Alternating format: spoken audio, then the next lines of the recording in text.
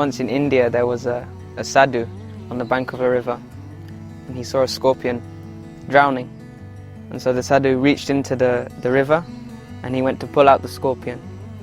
And the scorpion stung him. So again the scorpion dropped back into the river. And again the sadhu picked up the scorpion and pulled him out. And then the scorpion again stung him and it fell back to its drowning.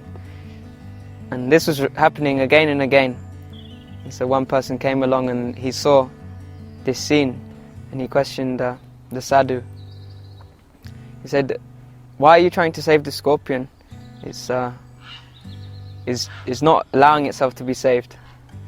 But the sadhu said that it's my nature to save all living to be kind to all living entities, and it's the scorpion's nature to sting. So we can't change this.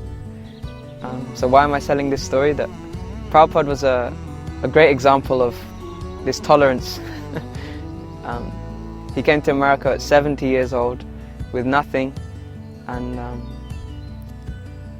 when he came to New York he went straight to the Bowery, to the hippies, the slums basically of New York, and he lived with them. And not only did he live with them, he would serve them personally with his own hands. As a 70-year-old man, when they had their first temple in 26 2nd Avenue, he would personally cook. But before he would even cook, he would have to collect the money himself. So he would go out, he would sell some of his books. From whatever he collected, he would buy some produce. Then he would cook the meals.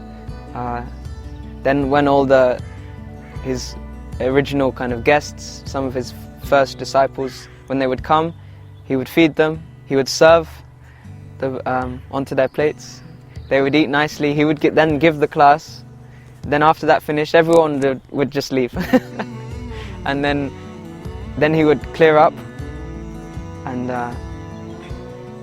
And so he had coming from a completely different culture. He had this incredible compassion, this natural nature of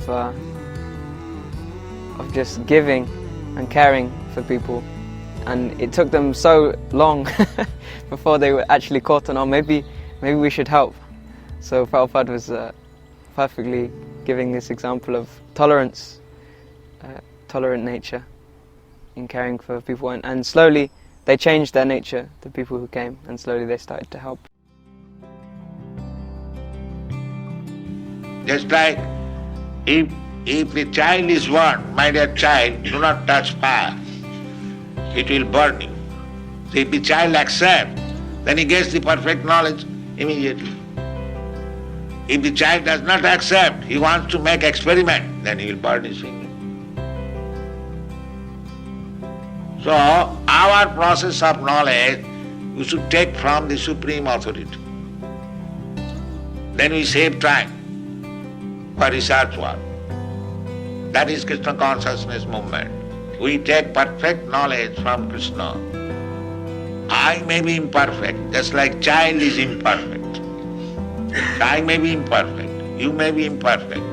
But if you take the perfect knowledge from the Supreme Perfect, then your knowledge is perfect. That is the process. This is called avaroho pantha, knowledge coming, deductive knowledge.